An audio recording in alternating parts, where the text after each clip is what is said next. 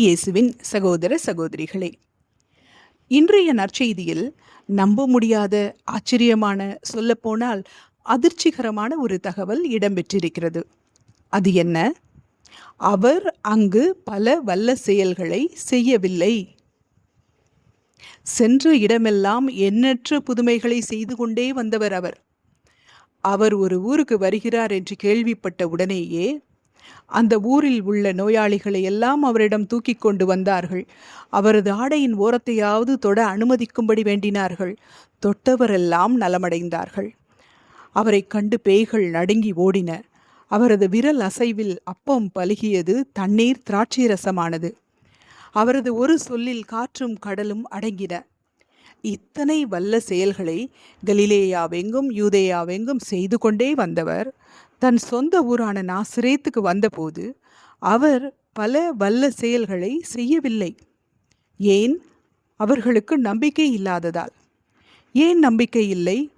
இவர் தச்சன் மகன்தானே, மரியாவின் மகன்தானே, இவருக்கு இதெல்லாம் எங்கிருந்து வந்தது என்ற அலட்சியம் காரணமாக, ஏற்றுக்கொள்ளாமை காரணமாக அவர்களுக்கு நம்பிக்கை இல்லை. கண்ணிருந்தும் காண முடியவில்லை.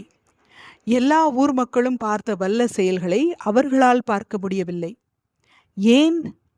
இயேசு அவர்களுக்கு காட்டியிருக்கலாமே தான் யார் என்று. அவர்கள் கண் முன்னால் புதுமைகள் செய்து தன் வல்லமை என்ன என்று வெளிப்படுத்தி இருக்கலாமே. ஏன் செய்யவில்லை?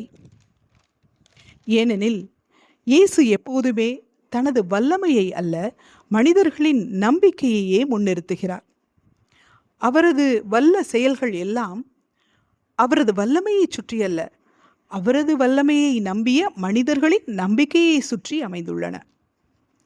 நீர் விரும்பினால் என்னை குணமாக்க உம்மால் கூடும் என்று சொன்ன தொழுநோயாளியின் வார்த்தை, அவரது ஆடையை தொட்டாலே நான் குணமடைவேன் என்று சொன்ன பெண்ணின் எண்ணம், ஒரு வார்த்தை சொல்லும் என் பையன் நலமடைவான் என்ற நூற்றுவர் தலைவனின் உறுதி, இவை எல்லாவற்றிலும் ததும்பி நிற்கும் நம்பிக்கையை மையமாக கொண்டே அவர் தனது புதுமைகளை நிகழ்த்தினார்.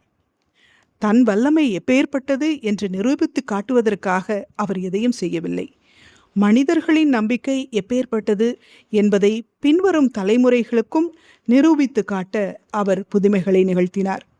உன் நம்பிக்கை உன்னை குணமாக்கியது என்று சொல்லி மனிதர்களின் நம்பிக்கையை அங்கீகரித்தார். நமக்கும் அவர் புதுமைகள் நிகழ்த்த, நம்மிடம் அவர் எதை எதிர்பார்க்கிறார்? இயேசுவின் எதிர்பார்ப்பை பூர்த்தி செய்து வாழ முயற்சிப்போம். இன்றைய இறைவார்த்தைக்காக இயேசுவுக்கு நன்றி.